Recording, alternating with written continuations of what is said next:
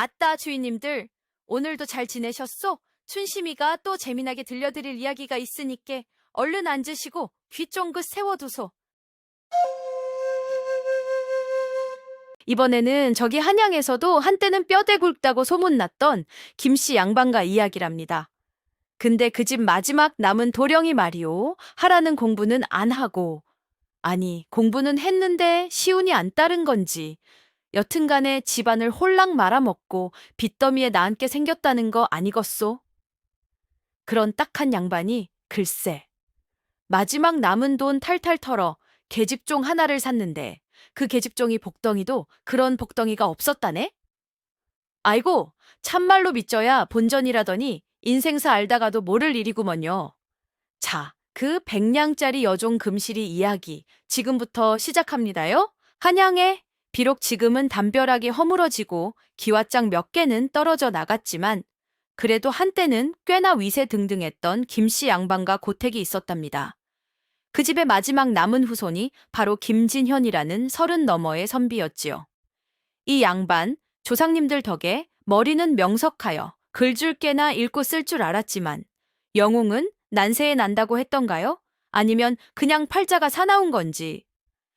여튼간에 부모님 돌아가시고 얼마 안 되어 물려받은 재산을 이런 궁리, 저런 궁리하다 홀랑 날려먹고 말았답니다. 집안 꼴이 말이 아니었지요. 곳간은 텅 비어 쥐새끼만 들락거리고 마당에는 잡초만 무성했답니다. 밤낮 책상머리에 앉아 책장을 넘기기는 하는데 이게 그리 눈에 들어오는 건지 아니면 그냥 멍하니 하늘만 보고 있는 건지. 선비의 얼굴에는 깊은 시름과 함께 나는 이제 뭘 해야 하나 하는 막막함만 가득했지요.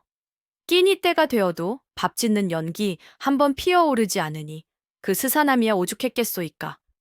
그나마 남아있는 식솔이라고는 늙은 머슴 먹소의 하나뿐이었는데 이 영감은 또 어떻소? 주인이 저리맥 놓고 있으니 저도 덩달아 일할 맛을 잃었는지 그저 해가 중천에 뜨면 어슬렁 일어나 마당이나 대충 쓸고는 그늘 밑에 앉아 꾸벅꾸벅 졸기나 하는 위인이었답니다. 제 코가 삼자인데 누굴 걱정하겠냐마는 그래도 주인이 저 지경이면 뭐라도 거들 궁리를 해야 할 터인데 먹소의 영감은 그저 에휴 내 팔자야 하며 자기 안위만 챙기려 드니 진현 선비의 마음은 더욱 황량해져만 갔지요. 텅 빈 곳간만큼이나 그의 마음도 텅 비어 있었던 것이랍니다.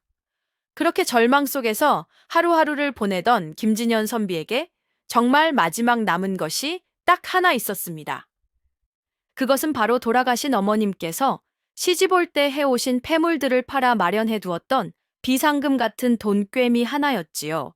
세어보니 딱 100냥. 아따, 100냥이면 어디 작은 돈이랍니까? 황소너댓 마리는 살 수 있는 큰 돈이었지요. 이게 정말 진현 선비에게 남은 마지막 재산이었답니다. 이 돈을 어찌 해야 할까? 진현 선비는 밤새 잠 못 이루고 고민했습니다. 당장 빚쟁이들이 문턱이 닳도록 찾아와 들들 볶아대니 이 돈으로 빚 일부라도 갚아 급한 불을 꺼야 할까? 아니면 이 돈을 미천 삼아 장사라도 한번 시작해볼까? 하지만 평생 글만 읽었지. 셈이라고는 해본 적 없는 자신이 장사를 해서 성공할 리 만무하다는 생각도 들었지요. 이러지도 저러지도 못하고 그저 돈꿰미만 만지작거리며 깊은 한숨만 내쉬고 있었습니다. 그러던 어느 날이었지요. 심란한 마음을 달랠 겸 저작거리에 나갔다가 우연히 사람들이 웅성웅성 모여있는 노비시장을 지나게 되었습니다. 이런저런 노비들이 새 주인을 기다리며 처량하게 앉아 있었는데 유독 진현 선비의 눈길을 끄는 아이가 하나 있었답니다. 나이는 20 남짓 되어 보이는 처자였는데 다른 노비들처럼 고개를 푹 숙이고 있거나 눈치를 보는 기색 없이 허리를 꼿꼿이 세우고 그 눈빛만은 아주 형형하게 살아있는 것이 아니겠소? 비록 남루한 옷차림이었지만 그 자태가 어딘지 모르게 범상치 않아 보였지요. 그 처자가 바로 금실이었답니다. 진현 선비는 자신도 모르게 그 앞에 발걸음을 멈추고 금실이를 한참 동안 바라보았습니다. 저 아이의 눈빛에는 절망 속에서도 꺼지지 않는 강인한 무언가가 담겨 있는 듯 했지요. 그 순간 진현 선비의 머릿속에 아주 기이하고도 엉뚱한 생각이 스쳐 지나갔습니다. 저 아이라면 혹시 그는 무슨 생각이었는지 마지막 남은 전 재산, 백냥을 이 여종에게 걸어보기로 마음먹은 것입니다. 아이고, 주인님들, 이게 제정신으로 할 짓이오? 빚 갚을 돈으로 계집종을 사겠다니. 김진현 선비가 그 꼿꼿한 눈빛의 여종, 금실이 앞에서 서성이자 옆에 있던 노비 장수가 귀찮다는 듯이 물었습니다. 뭐요, 양반.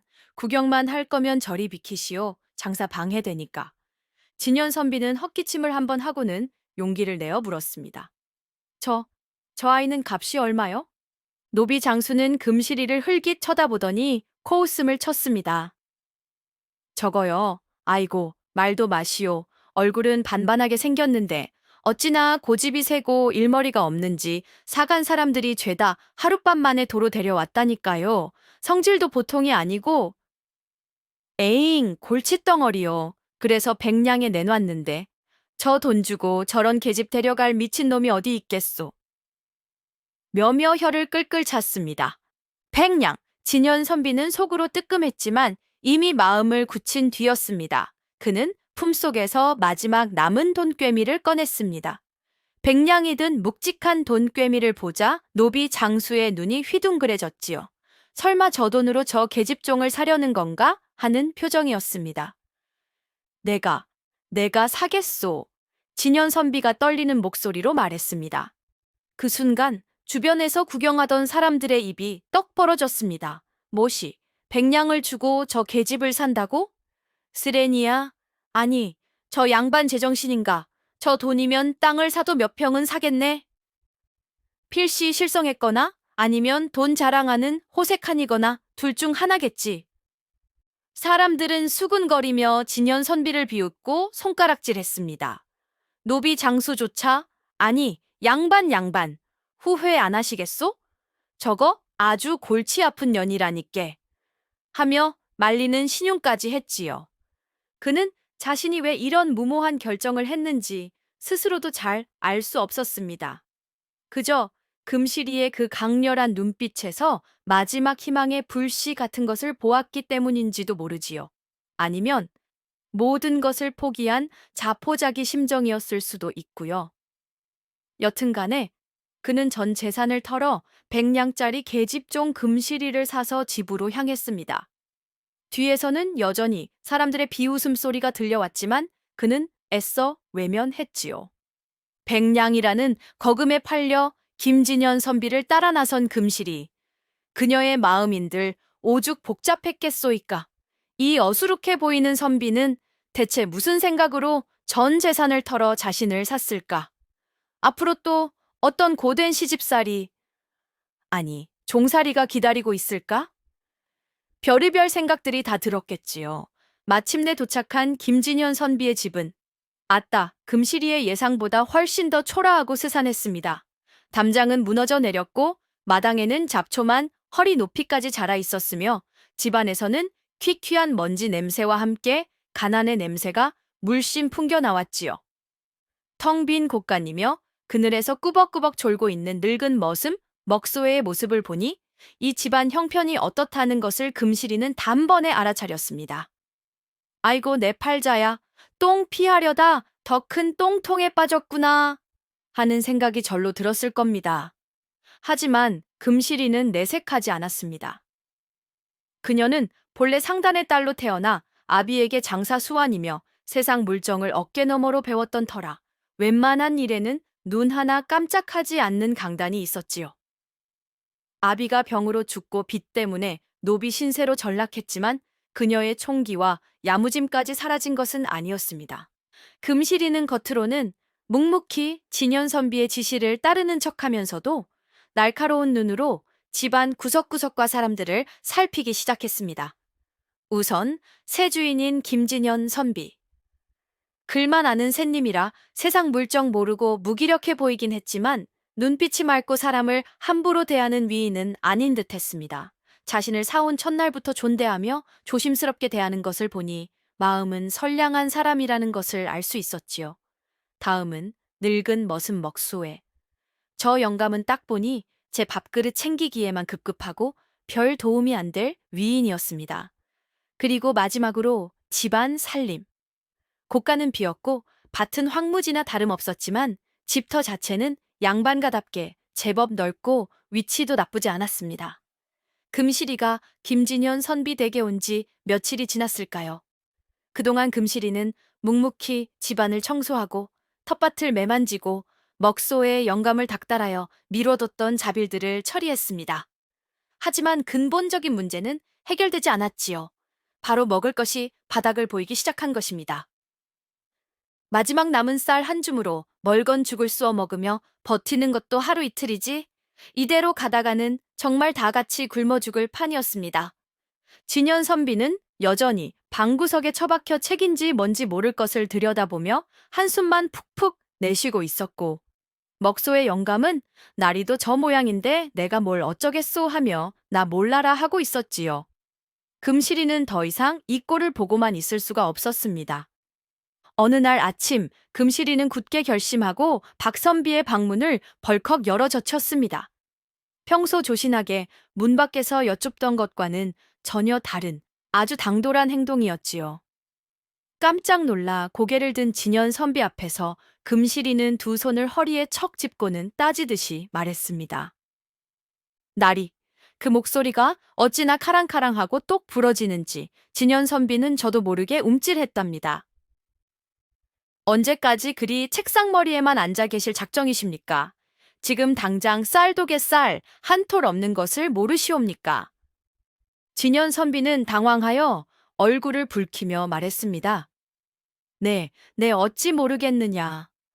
허나 방도가 없는 것을. 방도가 없다니요. 금실이가 버럭 소리를 질렀습니다. 아이고, 종년이 주인한테 버럭 소리를 지르다니. 보통 간 큰 계집이 아니지요? 날이 팔다리 멀쩡하신 양반께서 어찌 그리 나약한 말씀만 하십니까? 이대로 넋 놓고 앉아 계시면 저와 날이 그리고 저 마당에서 빈둥거리는 먹소에 영감까지 모두 길바닥에 나앉아 굶어 죽게 될 것입니다. 뭐라도 하셔야지요? 금시리의 섯을 퍼런기세의 진연선비는 그만 말문이 막혔습니다. 난생 처음 겪어보는 일이었지요. 여종이 그것도 사온 지 며칠 되지도 않은 어린 계집종이 자신에게 이리 호통을 치다니. 처음에는 불쾌하고 당혹스러웠지만 금시리의 말에는 틀린 것이 하나도 없었습니다. 진연 선비는 한숨을 푹 내쉬며 힘없이 물었습니다. 허면, 내가 무엇을 할 수 있단 말이냐, 금시라. 나는 글 읽는 것 외에는 아무것도 할 줄 아는 것이 없는데. 그의 목소리에는 깊은 자괴감이 묻어 나왔습니다. 그러자 금시리가 기다렸다는 듯이 말했습니다. 나리께서 직접 나서지 않으셔도 됩니다. 소인에게 맡겨주십시오. 소인이 어떻게든 이 집안을 다시 일으켜 세워 보이겠습니다. 그러니 나리께서는 소인을 믿고 잠자코 지켜만 봐주시면 됩니다. 진현선비는 어이가 없으면서도 한편으로는 이 당돌한 계집종에게서 왠지 모를 희망을 느끼게 되었습니다. 그래, 어차피 자신은 아무것도 할 수 없으니 속는 셈치고 저 아이에게 한번 맡겨볼까 하는 생각이 든 것이지요. 내 뜻대로 하거라. 진현 선비는 마침내 고개를 끄덕였습니다. 주인인 김진현 선비에게서 암묵적인 허락을 받아낸 금실이는 그날부터 그야말로 눈코 뜰 새 없이 바쁘게 움직이기 시작했습니다. 금실이가 가장 먼저 한 일은 집안 대청소였습니다. 낡고 스산했던 집안 구석구석을 쓸고 닦고 정리하니 그제야 사람 사는 집 같은 모양새가 갖춰졌지요.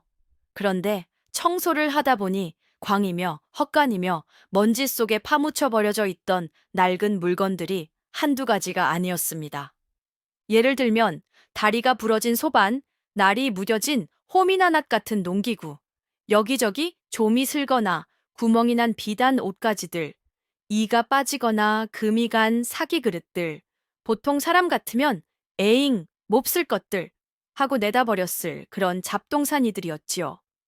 진현선비나 먹소의 영감 역시 그것들을 거들떠보지도 않았고요. 하지만 금실이의 눈에는 그 버려진 물건들이 다르게 보였습니다. 그녀에게는 타고난 손재주가 있었거든요.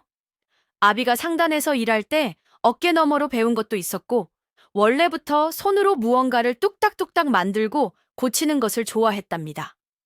금실이는 소매를 걷어붙이고 그 낡은 물건들을 하나씩 꺼내 손보기 시작했습니다.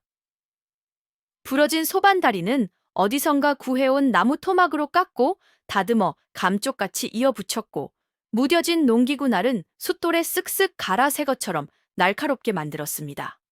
구멍 난 비단옷은 비슷한 색깔의 자투리 천을 덧대어 정성껏 기웠는데, 그 솜씨가 어찌나 좋은지 원래 그랬던 것처럼 자연스러웠지요. 금이 간 사기 그릇은 오칠을 하여 다시 쓸 수 있게 만들었습니다. 그녀의 손길이 닿을 때마다 버려졌던 물건들이 마법처럼 새 생명을 얻어 쓸만한 물건으로 되살아났습니다. 진연 선비와 먹소의 영감은 그 모습을 옆에서 지켜보며 입을 떡 벌리고 감탄사를 연발했지요. 아니, 금실아, 내게 이런 재주가 있었단 말이냐? 진연 선비가 놀라서 물었습니다. 허허, 저 계집소는 요술방망이인가? 헌 물건이 새 물건이 되네. 먹소에 영감도 혀를 내둘렀습니다. 금실이는 쑥스러운 듯 웃으며 말했습니다. 별것 아닙니다, 나리. 그저 쓸만한 물건을 버리기가 아까워서 손 좀 보았을 뿐입니다. 금실이는 며칠 동안 뚝딱거려 제법 많은 물건들을 쓸만하게 고쳐놓았습니다. 이제 이것들을 가지고 저잣거리에 나가 팔아볼 차례였지요. 하지만 진연 선비는 걱정이 앞섰습니다. 금실아, 네가 아무리 물건을 잘 고쳤다 한들 저잣거리 장사치들이 그리 호락호락하지 않을 터인데. 더구나 계집종이 장사를 한다고 하면 사람들이 손가락질하거나 업신여기지 않겠느냐. 진연 선비의 걱정도 일리가 있었지요. 조선시대의 여자가, 그것도 종의 신분으로 장사를 한다는 것은 쉬운 일이 아니었으니까요. 하지만 금실이는 조금도 위축되지 않았습니다. 날이 염려 마십시오. 소인에게 다 생각이 있습니다. 금실이는 오히려 당차게 말하며 진연 선비를 안심시켰습니다. 다음 날 아침, 금실이는 자신이 수리한 물건들을 보자기에 싸들고 저잣거리로 향했습니다. 먹소의 영감에게는 짐꾼 노릇을 시켰지요. 저잣거리 한쪽 구석, 사람들이 많이 지나다니지만 목이 좋은 자리는 아닌 곳에 자리를 잡았습니다. 그리고는 보자기를 펼쳐 물건들을 가지런히 늘어놓았지요. 처음에는 역시나 사람들이 거들떠보지도 않았습니다. 웬 계집종이 나와서 장사를 하려 드나? 스레니아 헌 물건을 누가 사가겠어? 하며 비웃거나 무시하는 눈치였지요. 하지만 금실이는 아랑곳하지 않고 낭랑한 목소리로 외치기 시작했습니다. 자자, 골라보세요. 헌 물건 같지만 새 것보다 더 야무지게 고친 물건들입니다. 값싸고 질 좋은 물건들이니 그냥 지나치지 마시고 한번 보고 가세요. 그녀의 밝고 씩씩한 목소리에 사람들이 하나둘 관심을 보이기 시작했습니다. 가까이 와서 물건들을 살펴보니 정말 금실이의 말대로 허투루 고친 것이 아니라 아주 튼튼하고 쓸만하게 수리되어 있었거든요. 게다가 값도 아주 저렴하게 불렀으니 주머니 사정이 넉넉지 않은 서민들에게는 구미가 당길 수밖에 없었지요. 아니, 이 소반다리 정말 튼튼하게 붙였네. 얼마요? 이 호미날 선 것 좀 보소. 이거 하나 주시오. 사람들이 하나둘 물건을 사 가기 시작했습니다. 금실이는 물건을 팔면서도 재치 있는 말솜씨로 손님들의 기분을 좋게 만들어 주었지요. 아이고, 어머님, 이 그릇에 밥 담아 드시면 없던 복도 들어올 겁니다. 스레니아 이 낫으로 풀베면 힘든 줄도 모를 것이요. 그녀의 입담에 사람들은 웃음을 터뜨리며 기분 좋게 물건을 사갔습니다. 해가 질 무렵에는 가져갔던 물건들이 거의 다 팔렸습니다. 금실이는 두둑해진 전대를 들고 의기양양하게 집으로 돌아왔지요. 비록 큰 돈은 아니었지만 그녀의 손으로 직접 번 첫 수입이었습니다. 진연 선비는 금실이가 벌어온 돈을 보고는 놀라움을 금치 못했습니다. 네가 정말 이걸 다 팔았단 말이냐? 네, 나리. 이것이 바로 우리가 다시 일어설 미천입니다. 금실이는 환하게 웃으며 말했습니다.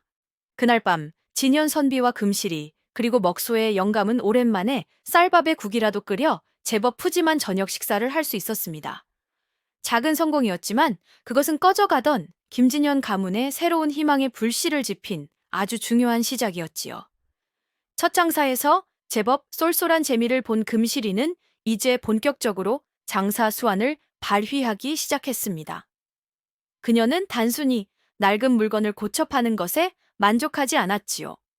그녀의 머릿속에는 더 큰 그림이 그려져 있었던 것입니다. 금실이는 매일같이 저작거리를 누비며 물건들의 시세와 사람들의 수요를 파악했습니다. 어떤 물건이 잘 팔리는지, 어떤 물건이 귀한 대접을 받는지, 또 어떤 물건이 헐값에 나왔는지를 예리하게 관찰했지요. 그녀의 눈썰미는 보통이 아니어서 남들이 보기에는 똑같아 보이는 물건이라도 그 품질의 차이나 숨겨진 가치를 금세 알아차렸답니다. 예를 들면 이런 식이었지요. 금실이는 장터 구석에서 어떤 상인이 철진한 비단 옷감들을 헐값에 처분하려는 것을 보았습니다. 다른 사람들은 에잉 유행, 지난 걸 누가 사가겠어? 하고 외면했지만 금실이는 그 옷감의 질이 아주 뛰어나고 색깔 또한 곱다는 것을 한눈에 알아보았지요. 그녀는 잽싸게 다가가 아주 싼 값에 그 옷감들을 몽땅 사들였습니다. 그리고는 집으로 가져와 밤새 바느질하여 최신 유행하는 디자인의 저고리나 치마 혹은 아이들 색동옷으로 만들었습니다.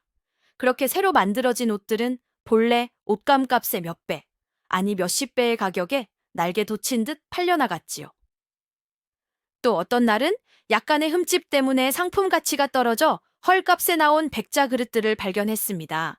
보통 사람 같으면 깨진 그릇은 재수 없다며 거들떠보지도 않았겠지만 금실이는 그 백자의 문양이 아주 귀하고 품격이라는 것을 알아보았지요. 그녀는 그 그릇들을 사와서 흠집 난 부분을 오칠이나 금박으로 감쪽같이 메우고 장식하여 오히려 더 고급스럽고 특별한 그릇으로 재탄생시켰습니다.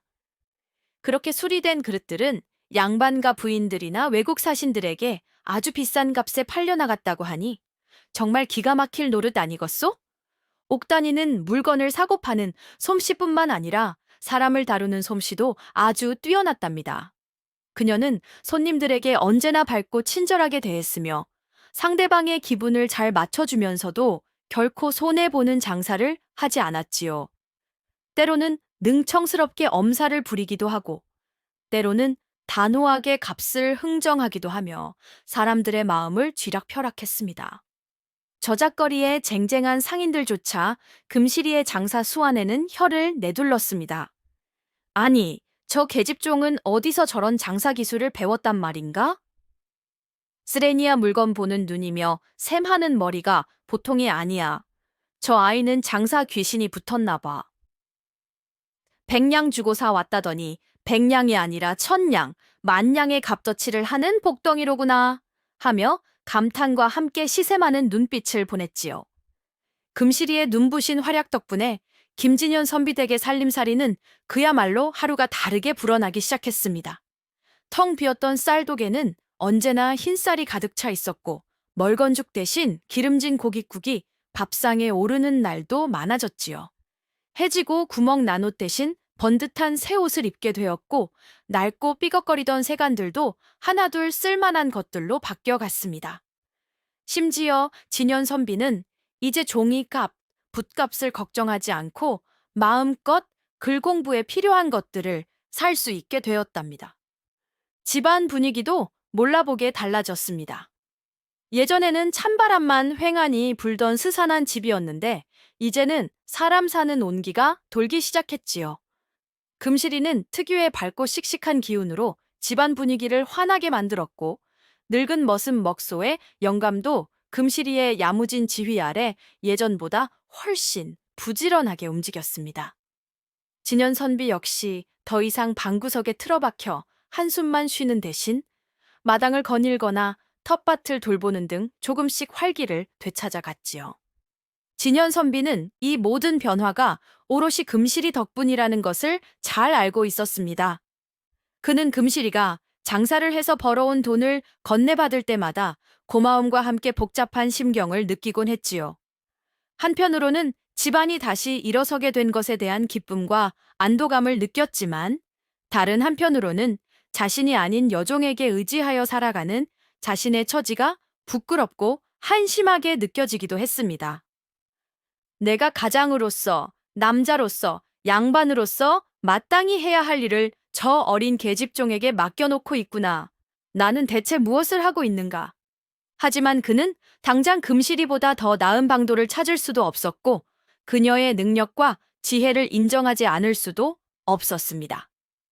그래서 그는 일단 금실이가 하는 대로 지켜보며 자신은 다시 학문에 정진하여 언젠가 그녀에게 진 빚을 갚으리라 다짐하는 수밖에 없었지요. 그는 금실이가 편하게 일할 수 있도록 최대한 배려해 주었고, 그녀가 하는 일에 대해 묻거나 간섭하지 않았습니다.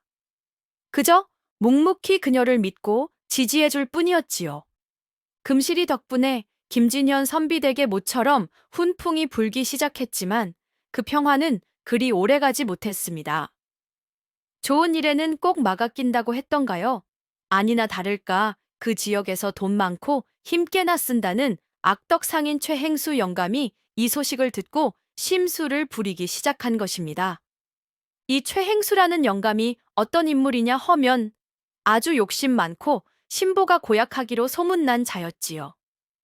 고리대금업으로 돈을 불리고 힘없는 사람들의 재산을 헐값에 사들여 부를 축적한, 그야말로 백성들의 고혈을 빨아먹는 거머리 같은 위인이었답니다.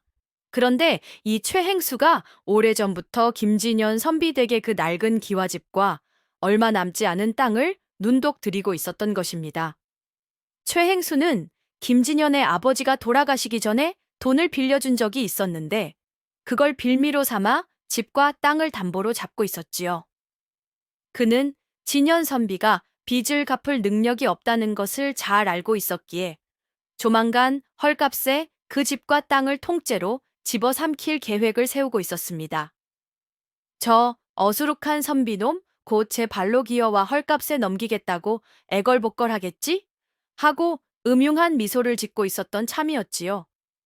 그런데 이게 웬걸? 망해가던 김진현 선비댁에서 갑자기 웃음소리가 나고 밥 짓는 연기가 피어오르고 심지어는 장사를 해서 돈을 번다는 소문까지 들려오니 최행수의 심사가 뒤틀릴 수밖에요. 뭐시? 그 빈털터리 양반놈 집에 복덩이 계집종이 굴러들어와 그래서 살림이 피고 있다고? 최행수는 길길이 날뛰었습니다. 괘씸한 것들, 감히 내 먹잇감을 채가려 들어? 어린 반푼어치도 없는 소리. 최행수는 당장 하수인들을 보내 김진현 선비를 찾아갔습니다. 그리고는 다짜고짜 빚 독촉을 하기 시작했지요. 내 이놈 김진현, 네 아비가 진 빚을 당장 갚지 못할까? 약조한 기한이 이미 지났다. 내 당장 내 놈의 집과 땅을 차압해야겠다. 하고 으름장을 놓았습니다. 예전 같았으면 진현 선비는 꼼짝없이 당하고 말았겠지만, 이제는 상황이 달라졌지요. 아이고, 주인님들, 올 것이 오고야 말았구먼요. 최행수 영감의 본격적인 회방이 시작된 것입니다. 과연 우리 금실이와 진현 선비는 이 탐욕스러운 악당의 마수에서 벗어날 수 있을까요? 최행수 영감이 험악한 하수인들을 거느리고 들이닥쳐 빚을 당장 갚으라며 으름장을 놓자 김진현 선비는 또다시 얼굴이 하얗게 질리고 다리가 후들거렸습니다. 아무리 살림이 좀 폈다고는 하지만 최행수가 요구하는 빚은 여전히 그에게 너무나 큰 돈이었고, 저 악당의 횡포를 막아낼 힘이 자신에게는 없다고 생각했기 때문이지요. 아이고, 이제 정말 끝인가 보구나. 진현 선비가 절망하며 주저앉으려 할 때 그의 곁을 지키고 있던 금실이가 앞으로 나섰습니다. 그녀의 얼굴에는 조금도 두려워하는 기색이 없었지요. 오히려 그 눈빛은 차갑고 냉철하게 빛나고 있었습니다. 최행수 어른, 그리 소란 피우실 것까지는 없지 않사옵니까? 금실이가 또렷하고 차분한 목소리로 말했습니다. 최행수는 계집종 따위가 감히 자신에게 맞서는 것을 보고는 어이가 없다는 듯 코웃음을 쳤습니다. 내년이 무엇인데 나서느냐? 주인이나 똑바로 간수할 것이지. 소인은 비록 미천한 종이오나 이 집안 살림을 맡아보는 사람으로서 말씀드리는 것입니다. 금실이는 조금도 물러서지 않고 말을 이었습니다.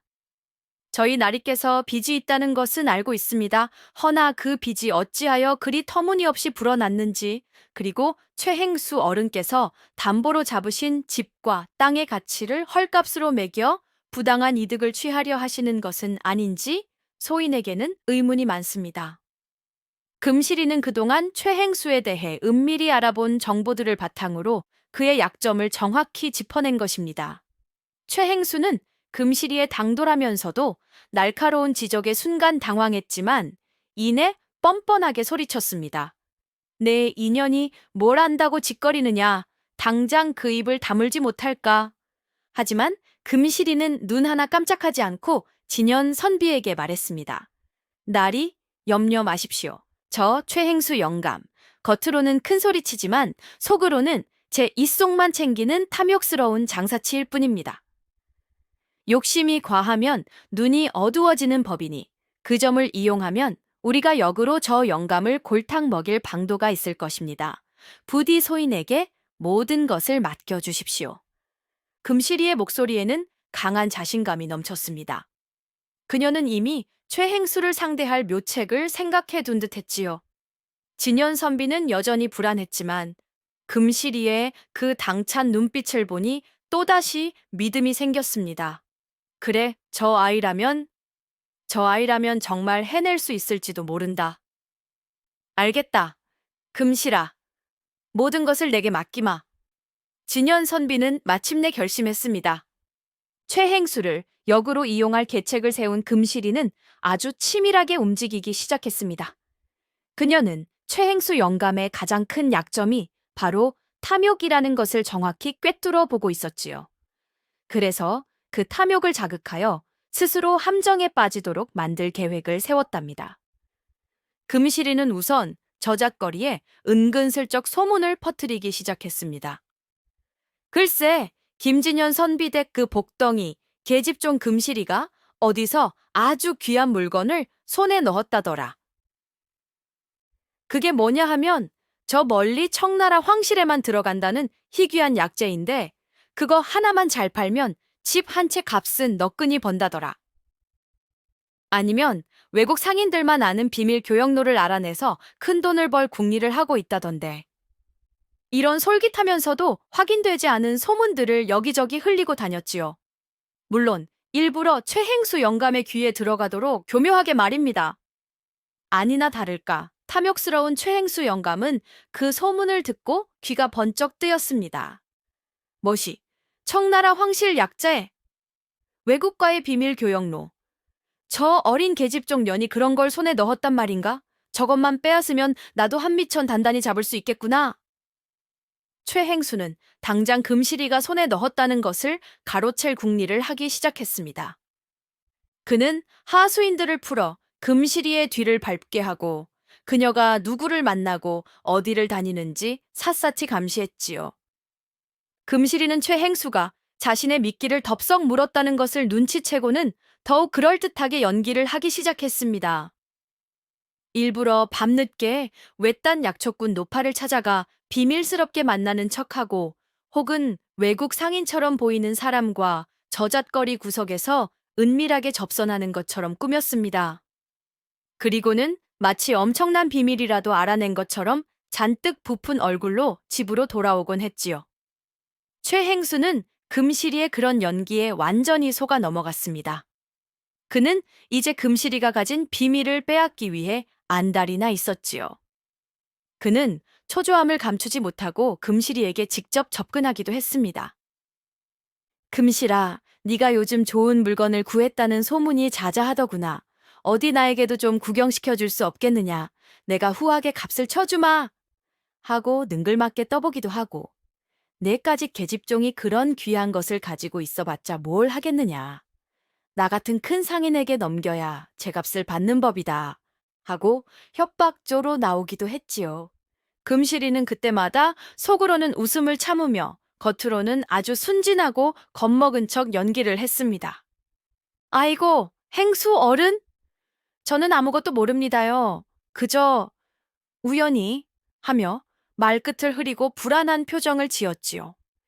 금실이의 그런 모습은 최행수의 탐욕과 의심을 더욱 부채질할 뿐이었습니다. 아이고, 주인님들, 우리 금실이 연기 좀 보소. 저 늙고 교활한 최행수 영감을 아주 손바닥 위에서 가지고 노는구먼요. 이제 미끼는 던져졌고 최행수는 완전히 걸려들었습니다. 과연 금실이는 이 기회를 어떻게 활용하여 통쾌한 방역을 날릴까요? 최행수 영감이 금실이의 비밀에 완전히 눈이 멀어 안달복달하고 있을 때 금실이는 드디어 결정적인 한 방을 날릴 준비를 했답니다. 그녀는 최행수가 가장 욕심낼 만한 가짜 미끼를 던져 그를 완전히 나락으로 떨어뜨릴 계획이었지요. 금실이는 우선 믿을 만한 장터상인 몇몇과 은밀하게 입을 맞추었습니다. 그리고는 마치 자신이 아주 귀한 산삼을 여러 뿌리 캐왔는데 급히 돈이 필요해서 몰래 처분하려 한다는 소문을 최행수의 귀에 들어가도록 흘렸지요. 물론 그 산삼은 진짜가 아니라 모양만 그럴듯하게 만든 가짜 산삼, 즉 도라지 뿌리에 약치를 한 것이었답니다. 아니나 다를까 산삼이라는 말에 최행수의 눈이 뒤집혔습니다. 산삼? 그것만 손에 넣으면 앉은 자리에서 몇 곱절의 이익을 남길 수 있다. 그는 당장 금실이에게 사람을 보내 그 산삼을 자신이 독점하여 사겠다고 제안했지요. 다른 사람들에게 소문이 나기 전에 빨리 거래를 해야 한다며 재촉까지 했습니다.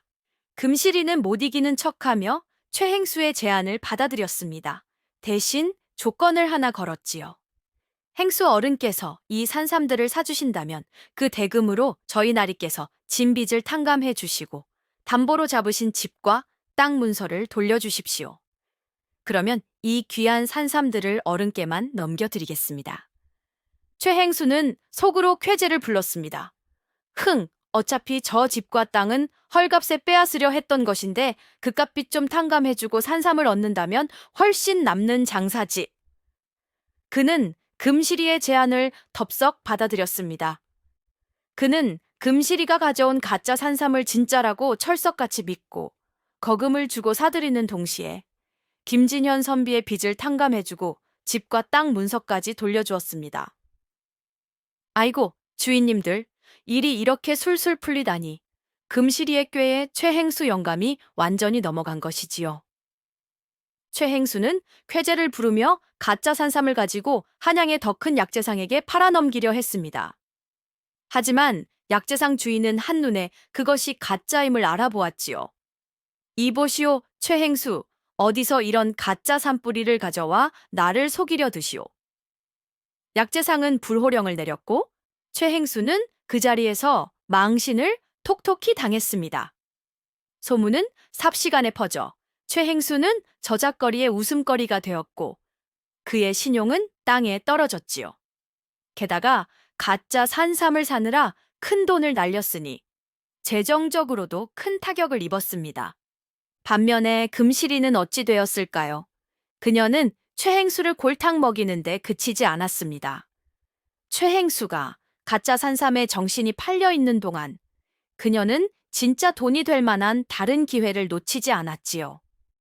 예를 들어 때마침 한양에 들어온 귀한 외국 비단을 최행수보다 먼저 싼 값에 사들여 큰 이문을 남기거나 혹은 흉년이 들 것을 미리 예측하고 곡식을 사두었다가 비싼 값에 파는 등 그녀의 진짜 장사 수완을 발휘하여 엄청난 돈을 벌어들였답니다. 장터 사람들은 금실이의 비범한 능력과 통쾌한 복수에 박수를 보냈습니다. 저 욕심쟁이 최행수 영감 꼴 좋다 하며 그녀를 더욱 추켜 세웠지요. 최행수 영감이 금실이의 꾀에 넘어가 망신살이 뻗치고 재산까지 탕진하게 되자 김진현 선비댁에는 그야말로 경사가 겹쳤습니다. 지긋지긋했던 빚더미에서 완전히 해방되었을 뿐만 아니라 집과 얼마 남지 않았던 조상 땅까지 온전히 되찾게 되었으니 이건 뭐 새로 태어난 기분이었겠지요. 게다가 금실이가 최행수를 골탕 먹이는 동안에도 쉬지 않고 장사를 하여 벌어들인 돈이 어마어마했습니다.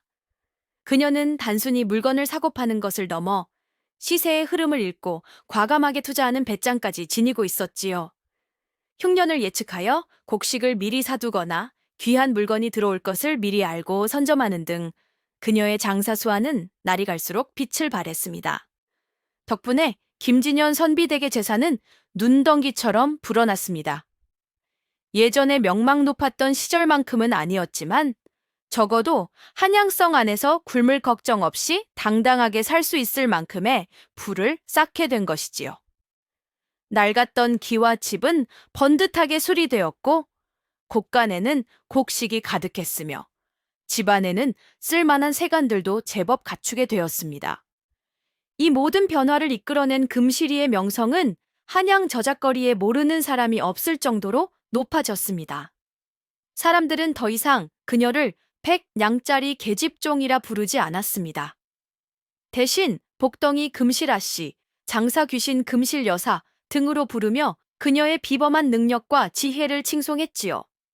집안이 다시 번듯하게 일어서고 경제적인 안정을 찾게 되자 김진현 선비와 금실이 사이에는 미묘하고도 복잡한 감정의 변화가 찾아왔습니다.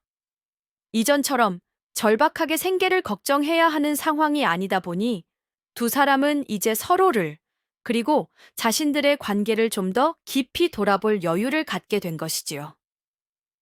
김진현 선비는 금실이를 볼 때마다 만감이 교차했습니다. 그녀는 자신을 구렁텅이에서 건져 올린 은인이자 집안을 다시 일으켜 세운 1등 공신이었습니다. 그녀의 지혜와 능력, 그리고 강인한 생활력은 자신이 감히 따라갈 수 없는 것이었지요. 그는 금실이를 깊이 존경했고 그녀의 의견이라면 무엇이든 귀담아 듣고 따랐습니다.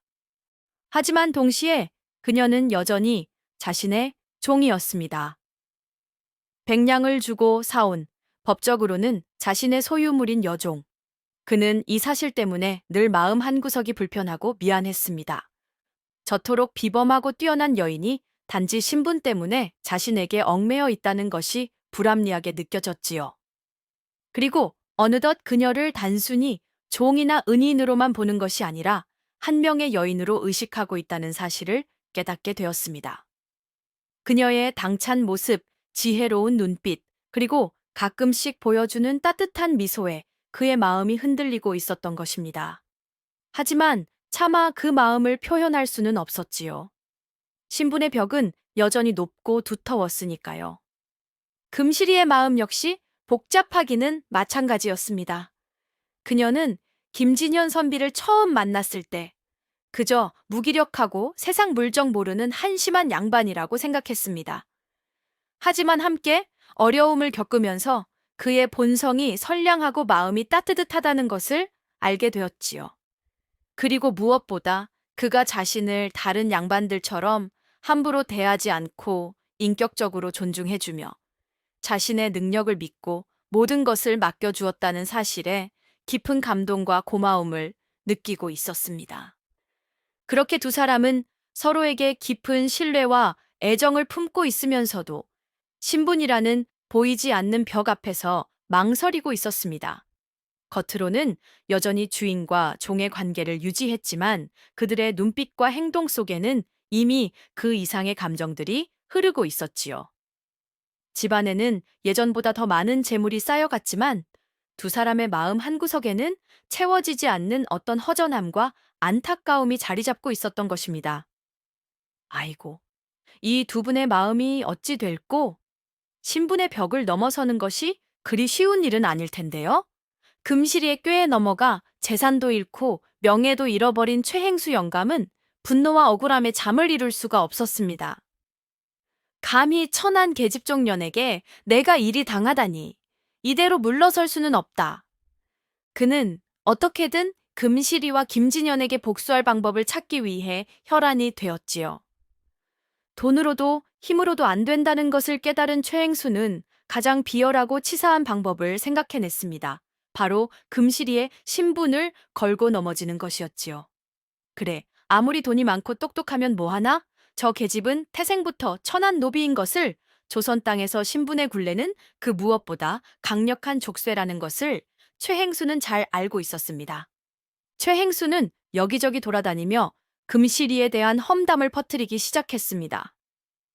글쎄, 김진현 선비댁 그 금실이라는 계집종 말이야. 원래는 빚 때문에 팔려온 천한 년이라지 뭐야. 그런 근본도 없는 것이 어디서 못된 수작을 배워와서는 양반 행세를 하고 다닌다니 꼴불견도 그런 꼴불견이 없어. 저작거리 상인들을 속여 돈을 번 것이 틀림없다. 저런 것은 관에 고발해서 종의 신분으로 되돌려 놔야 한다. 최행수는 특히 금실이가 과거에 빚 때문에 노비 시장에 나왔던 사실, 그리고 여러 주인에게 팔려다니다 쫓겨났던 일들을 부풀리고 왜곡하여 퍼뜨렸습니다. 금실이의 비범한 능력을 시기하고 질투했던 일부 사람들은 최행수의 말에 동조하며 함께 금실이를 헐뜯기 시작했지요. 소문은 점점 더 흉흉해졌고 마침내 최행수는 작정하고 관에 금실이를 고발하기에 이르렀습니다. 사또, 저 김진현의 집에 있는 금실이라는 계집종은 본래 천한 노비 출신으로 온갖 부정한 방법으로 재물을 모으고 양반 행세를 하며 국법을 어지럽히고 있사옵니다. 또한 과거 여러 주인을 속이고 도망친 전력까지 있는 악질료니 부디 엄히 다스려 그 죄를 물으소서.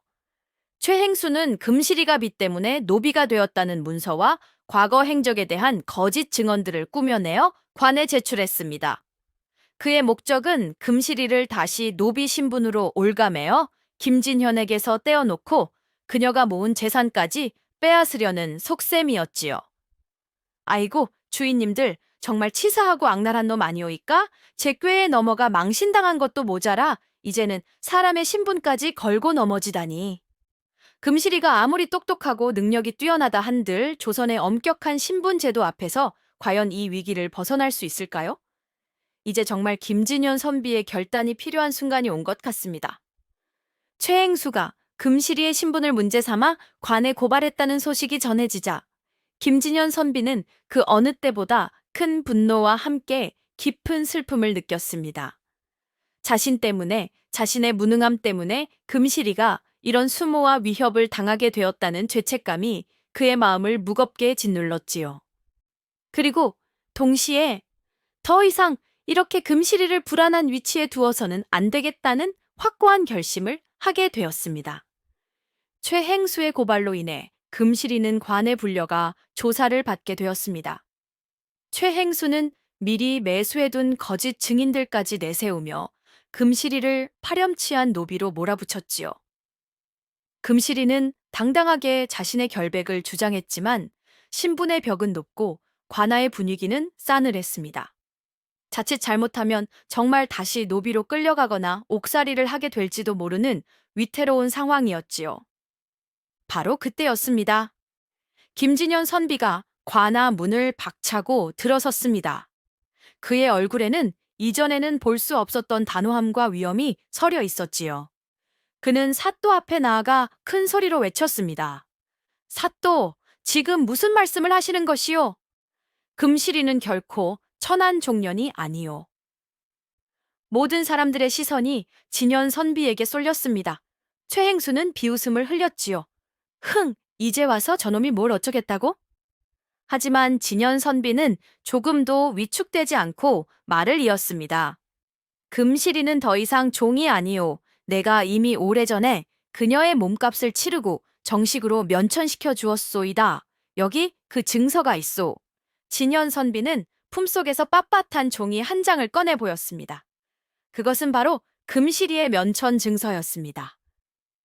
사실 진현 선비는 금실이가 집안을 일으켜 세우기 시작했을 때부터 이미 그녀를 면천시켜줄 생각을 하고 있었고 최행수의 방해가 시작되자마자 아무도 모르게 관의 면천 수속을 밟아두었던 것입니다. 다만 금실이에게는 아직 말하지 않았을 뿐이었지요. 최행수는 예상치 못한 상황에 얼굴이 하얗게 질렸습니다. 거짓말, 내 놈이 언제 그런... 진현 선비는 최행수의 말을 가로막으며 더욱 목소리를 높였습니다.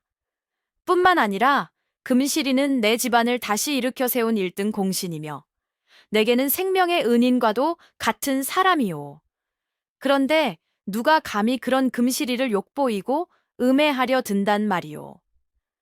그의 목소리에는 양반으로서의 위엄과 함께 금실이를 지키려는 강한 의지가 담겨 있었습니다. 그리고 그는 마지막으로 폭탄 선언과도 같은 말을 덧붙였지요.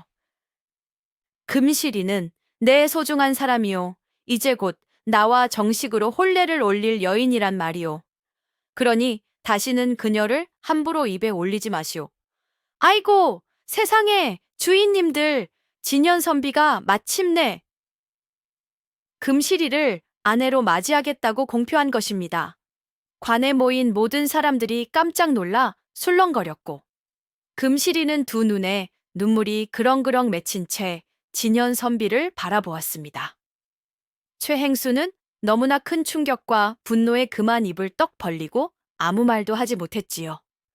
김진연 선비가 관에서 금실이의 면천 사실을 밝히고 그녀와 혼례를 올릴 것이라 공표하자 상황은 완전히 역전되었습니다. 최행수는 더 이상 금실이의 신분을 문제 삼을 수 없게 되었고 오히려 무고한 양인을 음해하려 한 죄로 관에서 호된 질책을 받고 쫓겨났지요. 그는 완전히 체면을 구기고 저작거리의 웃음거리가 되어 더 이상 고개를 들고 다닐 수 없게 되었답니다. 관아를 나온 진연 선비는 금실이에게 다가가 그녀의 손을 잡았습니다. 그리고는 진심 어린 목소리로 말했지요. 금실아, 이제 너는 더 이상 종이 아니다.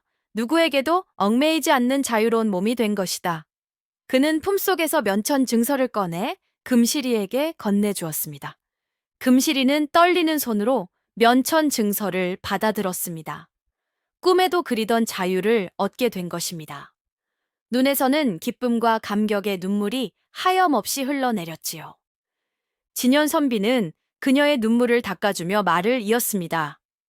네 덕분에 우리 집안은 다시 일어섰고 나 또한 새로운 삶을 살게 되었다. 그 은혜를 어찌 다 갚을 수 있겠느냐. 이제 너는 네가 원하는 삶을 살아갈 자격이 있다. 만약 네가 원한다면 이 집을 떠나 네가 원하는 곳으로 가도 좋다. 네 몫의 재산도 내가 넉넉하게 챙겨주마. 그것이 내가 너에게 해줄 수 있는 최소한의 도리일 것이다. 진현 선비의 말은 진심이었습니다. 그는 금실이를 진심으로 아꼈지만 그녀의 자유를 존중해주고 싶었던 것이지요. 자신 때문에 겪었던 고통을 생각하면 그녀에게 선택의 기회를 주는 것이 마땅하다고 생각했습니다. 금실이는 잠시 말없이 진현 선비를 바라보았습니다. 그녀의 마음속에는 만감이 교차했지요. 자유. 얼마나 간절히 원했던 것이었던가. 이제 그녀는 어디든 갈 수 있었고 무엇이든 할 수 있었습니다. 하지만 그녀의 마음은 이미 다른 곳을 향하고 있었습니다. 금실이는 눈물을 그치고 환하게 미소 지으며 말했습니다. 날이, 아니, 서방님, 소인이 가고 싶은 곳은 다른 어디에도 없습니다. 바로 서방님 곁입니다. 그녀는 진연 선비의 손을 마주 잡았습니다. 비록 소인이 천한 종의 신분에서 벗어났다고는 하나 서방님께서 베풀어 주신 은혜와 그 따뜻한 마음을 어찌 잊을 수 있겠습니까? 소인이 진정으로 원하는 것은 재산도 자유도 아닌 바로 서방님과 함께하는 삶입니다. 부디 부족한 저를 평생의 동반자로 받아주십시오. 금실이의 진심 어린 고백에 진연 선비의 얼굴에도 뜨거운 눈물이 흘러내렸습니다. 두 사람은 서로를 힘껏 끌어안았습니다. 신분의 벽도 과거의 아픔도 모두 녹아내리는 순간이었지요. 그렇게 서로의 마음을 확인하고 평생의 동반자가 되기로 약속한 김진현과 금실이는 마침내 정식으로 혼례를 올렸습니다. 물론 양반과 면천한 종의 결합이라 처음에는 뒤에서 수군거리는 사람들도 있었지만 두 사람의 진실한 사랑과 서로를 아끼는 모습 앞에서 그런 소리는 곧 잦아들었지요. 오히려 많은 사람들이 그들의 용기 있는 선택을 응원하고 축복해 주었답니다. 혼례를 올린 후 두 사람은 힘을 합쳐 본격적으로 새로운 미래를 열어가기 시작했습니다. 그들은 단순히 집안을 일으켜 세운 것에 만족하지 않고 더 큰 꿈을 꾸기 시작했지요. 바로 상단을 꾸리는 것이었습니다. 진현은 비록 장사 경험은 없었지만 그의 깊은 학식과 양반으로서의 명망은 상단의 신뢰도를 높이는데 큰 역할을 했습니다. 그는 거래 문서를 작성하고 법률적인 문제를 검토하고 다른 양반이나 관리들과의 관계를 원만하게 유지하는 등 금실이가 마음껏 장사 수완을 펼칠 수 있도록 든든한 배경이 되어 주었지요. 금실이는 그야말로 물 만난 고기처럼 자신의 능력을 마음껏 발휘했습니다. 그녀의 비범한 장사 감각과 과감한 결단력, 그리고 사람을 끌어당기는 매력은 상단을 빠르게 성장시켰습니다. 그녀는 단순히 물건을 사고 파는 것을 넘어 새로운 상품을 개발하고 먼 곳의 상인들과 교역로를 트고 심지어는 외국과의 무역까지 넘볼 정도로 대담한 사업을 벌여나갔습니다. 두 사람은 완벽한 조화를 이루는 최고의 사업 파트너였습니다. 진현이 큰 그림을 그리고 방향을 제시하면 금실이는 그것을 현실로 만들어내는 놀라운 추진력을 보여주었지요. 때로는 의견 충돌도 있었지만 두 사람은 언제나 서로를 존중하고 귀담아들며 최선의 길을 찾아 나갔습니다. 그들이 꾸린 금실 상단은 공정한 거래와 신용을 바탕으로 나날이 번창했습니다. 그들은 단순히 이익만을 추구하는 것이 아니라 지역 경제를 활성화시키고 일자리를 창출하며 벌어들인 부를 어려운 이웃과 나누는 데도 힘썼습니다. 덕분에 상단의 명성은 한양을 넘어 전국 8대까지 퍼져나가게 되었지요. 진현과 금실이는 더 이상 몰락한 양반과 천한 여종이 아니었습니다. 그들은 서로의 힘으로 운명을 개척하고 성공을 이룬 존경받는 상단의 주인이자 서로에게 가장 든든한 버팀목이 되어주는 인생의 동반자였습니다. 아이고, 주인님들, 정말 대단하지 않소? 두 분이 힘을 합치니 못할 일이 없구먼요. 이제 정말 남부러울 것 없는 행복한 삶을 살게 된 것 같습니다. 그렇게 김진현과 금실이는 서로를 아끼고 존중하며 오랫동안 상단을 번창시키고 많은 사람들에게 덕을 베풀며 행복하게 살았다고 합니다.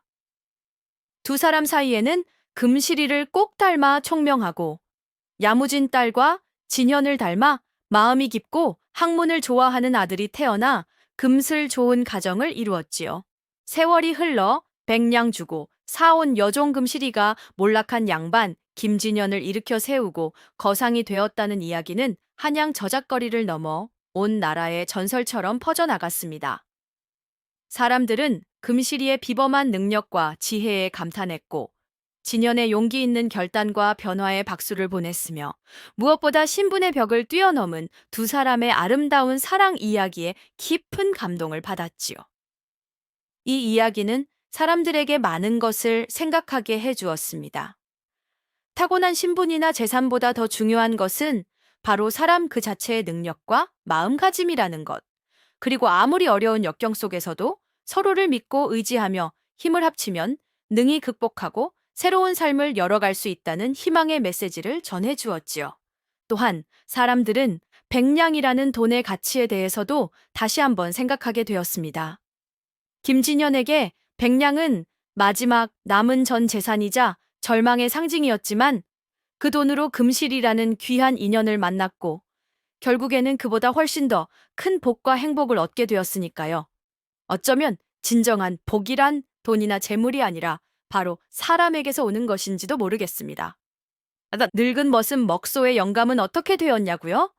허허, 그 양반은 금실이 덕분에 평생 김진현 댁에서 편안하게 지내다가 곱게 늙어 죽었다고 합니다. 최행수 영감은요, 쫄딱 망해서 저작거리에서 근근히 살아가다가 병들어 죽었다는데 아무도 그를 동정하지 않았다고 하네요. 역시 사람은 죄 짓고는 못 사는 법이지요. 자, 주인님들, 오늘 춘심이가 들려드린 백냥짜리 여종, 복덩이 금시릿 이야기는 여기까지랍니다. 참말로 재미나고 교훈도 있는 이야기 아니었소이까? 부디 주인님들께서도 금실이 같은 귀한 인연 만나시고 김진현 선비처럼 용기를 내어 삶을 변화시키는 복을 누리시기를 바라겠소이다. 아이고, 오늘도 신나게 이야기 보따리를 풀었더니 목이 다 칼칼하네. 이 춘심이가 다음에도 더 재미난 이야기 들고 올 수 있도록 주인님들 구독이랑 좋아요 좀 꾹 눌러주시면 참말로 감사하겠소이다. 춘심이는 이만 물러가겠습니다요. 다음에 또 뵙시다. 고맙소이다.